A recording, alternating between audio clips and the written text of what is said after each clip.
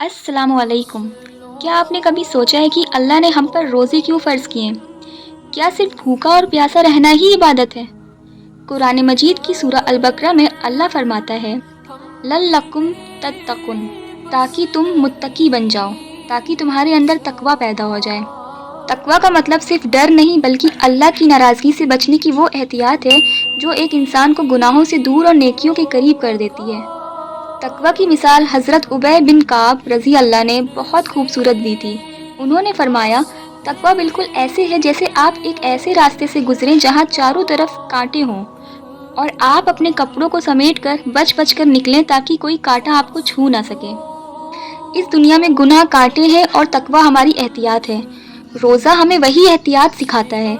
जब हम हलाल खाना और पानी अल्लाह के डर से छोड़ देते हैं तो हमारे अंदर हराम काम छोड़ने की ताकत पैदा होती है। रमज़ान में तकवा की ट्रेनिंग कैसे होती है? इसके 3 बड़े स्टेजेस हैं।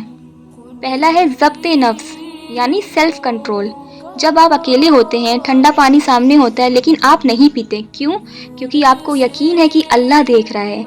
यही एहसान की कैफियत तकवा है। दूसरा है गुनाहों से किनारा कशी।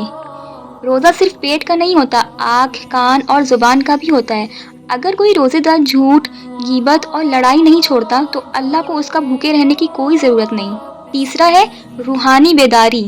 भूख इंसान की सरकशी को कम करती है और रूह को तवाना करती है, यानी स्ट्रॉन्ग करती है। अल्लाह ने मुत्तकी लोगों के लिए बहुत बड़े वादे किए हैं। पहला वादा मुश्किलात से नजात। जो अल्लाह से डरता है अल्लाह उसके लिए निकलने का रास्ता बना देता है। दूसरा वादा है रिस्क में बरकत। ऐसी जगह से रिस्क मिलेगा जहाँ से गुमान भी ना हो। तीसरा वादा है बसीरत। तकवा से इंसान को सही और गलत में फ़र्क करने की समझ मिलती है।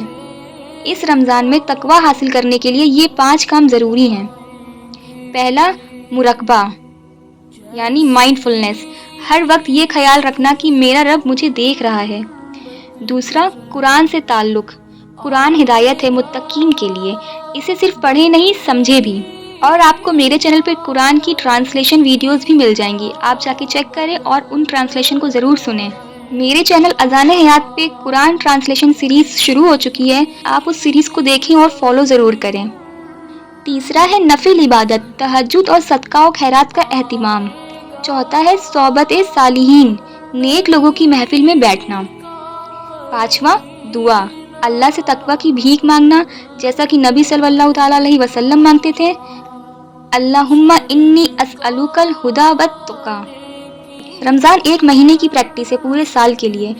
अगर ईद के बाद भी हमारे ज़िंदगी में तब्दीली नहीं आई तो हमने सिर्फ फाका कशी की है, रोज़ा नहीं रखा। इस बार इरादा करें कि हम सिर्फ पेट का रोज़ा नहीं बल्कि रूह का रोज़ा रखेंगे। अल्लाह हम सबको मुत्तकी बनने की तौफीक अता फरमाए और हमारे रोज़ों को कबूल फरमाए। आमीन।